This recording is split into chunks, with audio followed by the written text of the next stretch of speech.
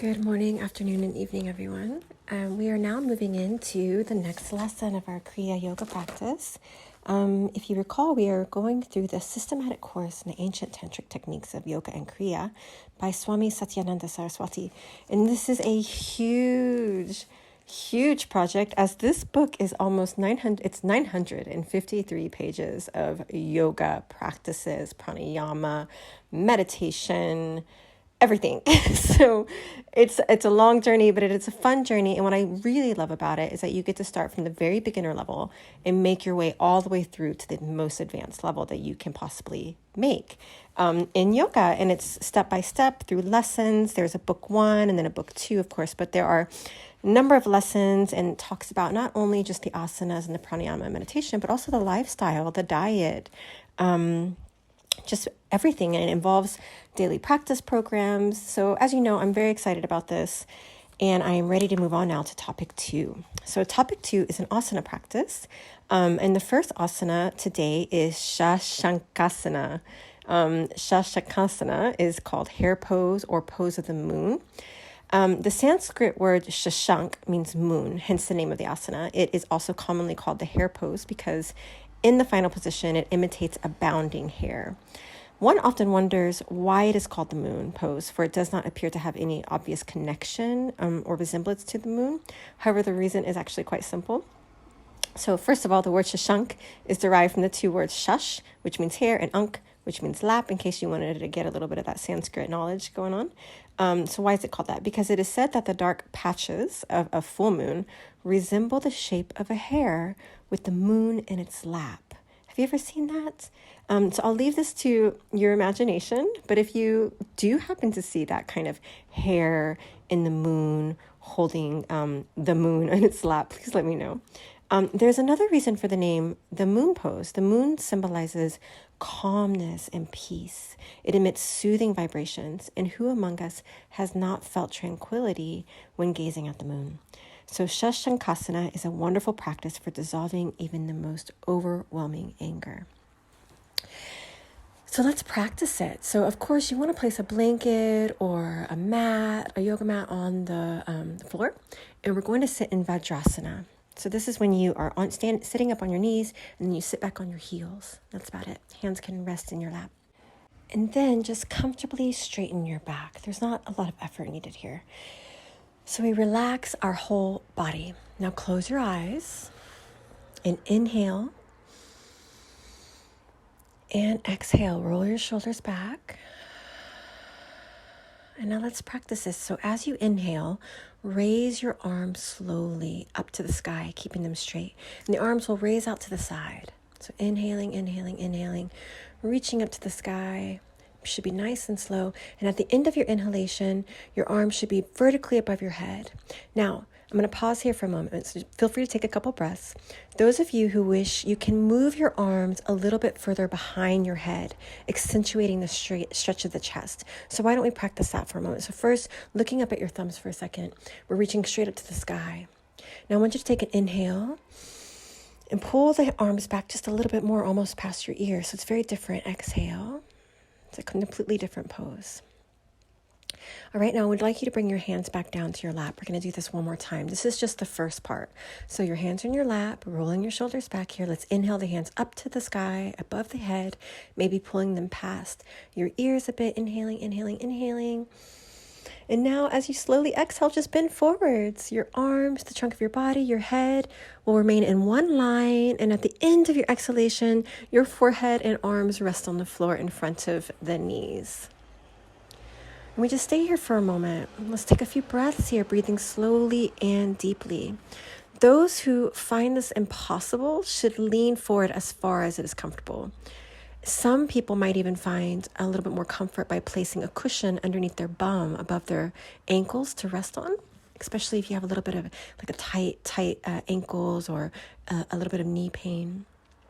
So you're sitting here and you're relaxing your whole body, and you're taking care that your arms are fully relaxed. You're breathing slowly and deeply, becoming aware of the breath and the rhythmical pressure of the abdomen against your thighs. Breathing in, feel your abdomen rising against your thighs. Breathing out, feel your abdomen moving away from your thighs. Oh, we have some laughing in my neighborhood. I apologize if you're in a nice meditative space right now. People are walking by and laughing. That happens. We're going to stay focused. We're inhaling. The abdomen is rising against your thighs. And as you're exhaling, you feel your abdomen moving away from your thighs. And this is the final position, and you want to stay here in this final position for a comfortable length of time. And then what we'll do is on the inhale in a moment, we're going to raise our trunk and our arms to the vertical position. We kind of do it all at the same time. And then we'll eventually slowly exhale and lower our arms back to the starting position. So here we are. Take another inhale here in our Shashankasana pose. Another full exhale here.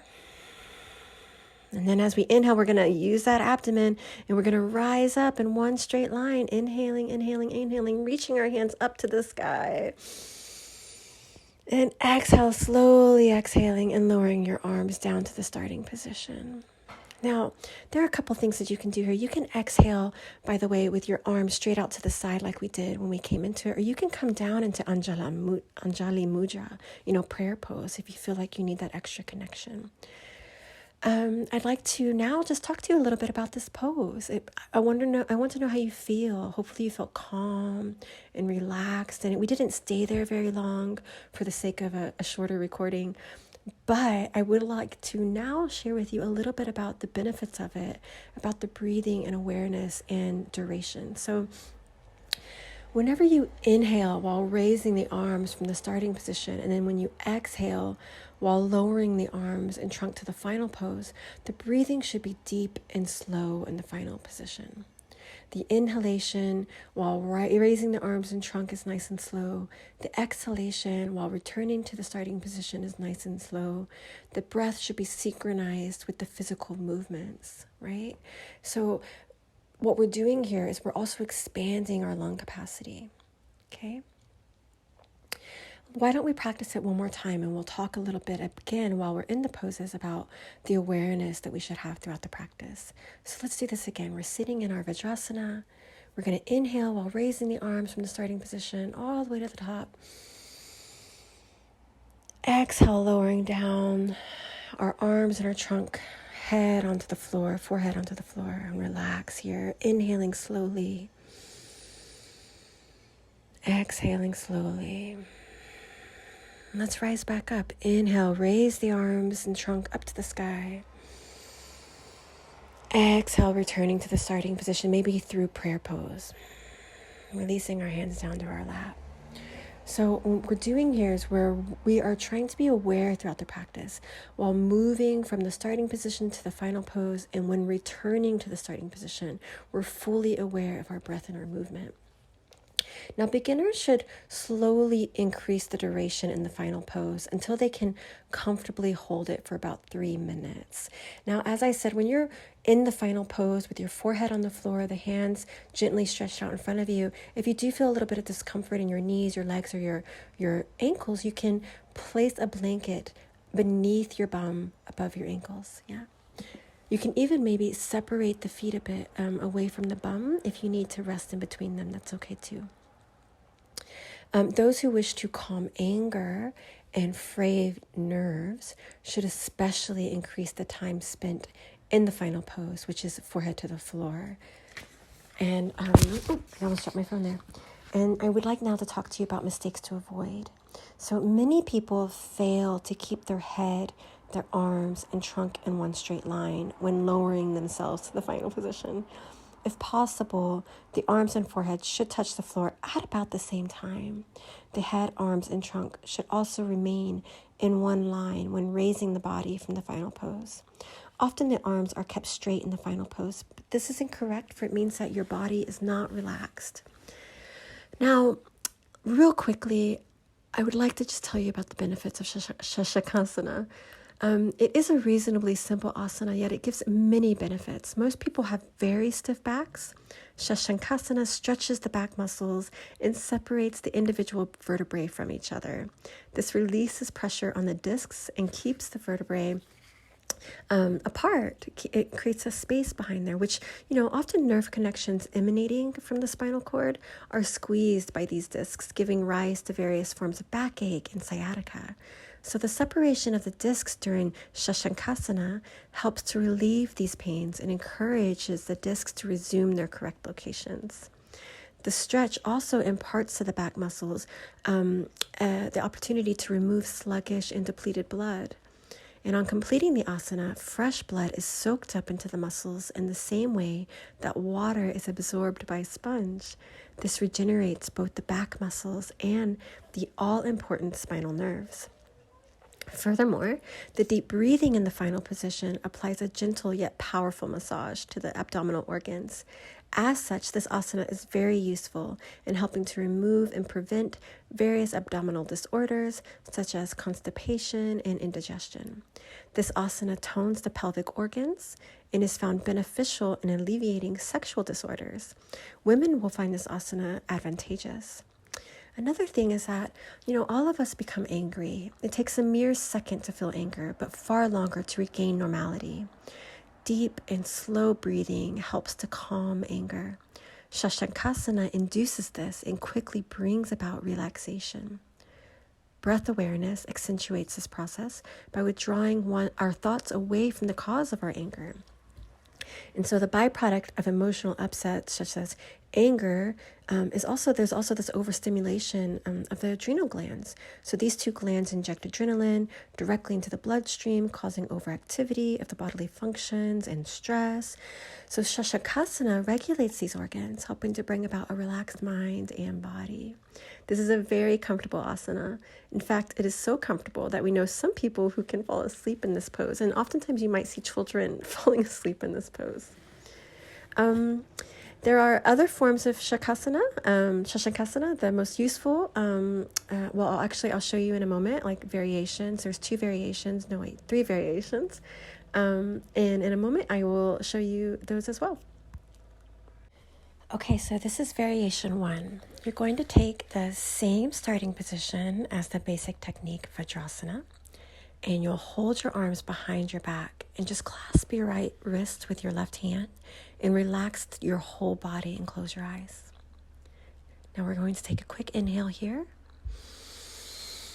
And as you exhale, just bend forwards until your forehead touches or is near the ground. And we just stay here for a moment, inhaling slowly and exhaling slowly, still holding on to your right wrist with your left hand. Again, you can stay here for 3 minutes, 1 minute, whatever you find your body needs. And then when you're ready to come out, we come out the same way. So we inhale to gently rise back up. And we exhale, releasing the hands and resting them on your lap. Now, variation 2 is very much the same as variation 1, but instead of holding your arms behind your back, your fists are placed in front of the soft portion of your abdomen, just below your navel. So your knuckles are going to point towards and touch each other. Now, when you inhale here, you're going to fold forward, but you're going to bend forward and basically rest yourself on top of your fists, just like this. So here we go. So let's inhale here. And as you exhale, fold over your fists, resting your forehead on the ground. Let's take a few breaths here. Relax in your body. Relax in your shoulders. And as you sit here and breathe, I'll tell you a little bit about this asana. So this alternative method intensifies the massage imparted to the abdominal organs in this final pose.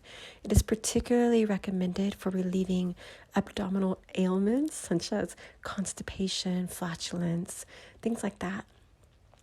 And apart from this particular characteristic, this variation gives all the benefits of the basic Shashankasana.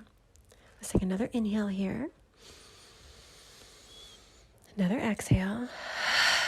And let's come out of it with our inhale, coming all the way back up. And exhale, release. There's one more variation. Oh my gosh, I can't say this. Pranamasana. Thank you. This is bowing pose. So we're going to sit in Vajrasana, grasp the lower part of your calves just above the ankles with your hands. Inhale. And bend forwards and place the crown of your head on the floor in front of your knees as you exhale. Your head should rest on a blanket maybe, or on your mat. Now I want you to raise your buttocks until the thighs are as vertical as is comfortable. And now breathe normally with awareness. This is the final pose. This variation particularly directs an extra supply of blood to your brain. As such, it is helpful in removing tiredness and mental fatigue and certain types of headache. And people who suffer from high blood pressure or vertigo should practice this with caution though. So just be aware, if you do suffer from high blood pressure or vertigo, this may not be the asana for you. But if you are experiencing tiredness and mental fatigue, or even a little bit of a headache, this might be great for you. Okay, we're going to come out of it by bringing our buttocks back down to the earth, and inhale, rising all the way back up. And exhale, releasing the pose, placing your hands on your knees. That's it. That was our practice of Shashankasana, pose of the moon or hair pose. I would love it if you practice this again on your own, remembering that any asana, any variation that you like, once you're there, just give yourself 3 minutes to just relax and breathe and experience the asana. And when you coming out in one smooth movement with breath awareness, and just let me know how it felt. Do you feel calmer? Do you feel more awake, depending on which variation you did? How do you feel? Now, the next time we get together, we'll be doing more asanas, lots more. We have Supta Pawanmuktasana, which is really great, and it's kind of funny. I'll tell you about that another time. We're going to be doing Sphinx Asana and Makara Asana.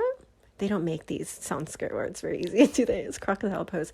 And eventually we'll put them all together and see how you feel. And that will be the addition to what we have already been doing with your yoga practice and the programs that you've been doing. So I hope you enjoyed it. I can't wait to make another video or recording for you. Please let me know if you have any questions. And I wish you all a wonderful, blessed day. Take care. Bye-bye.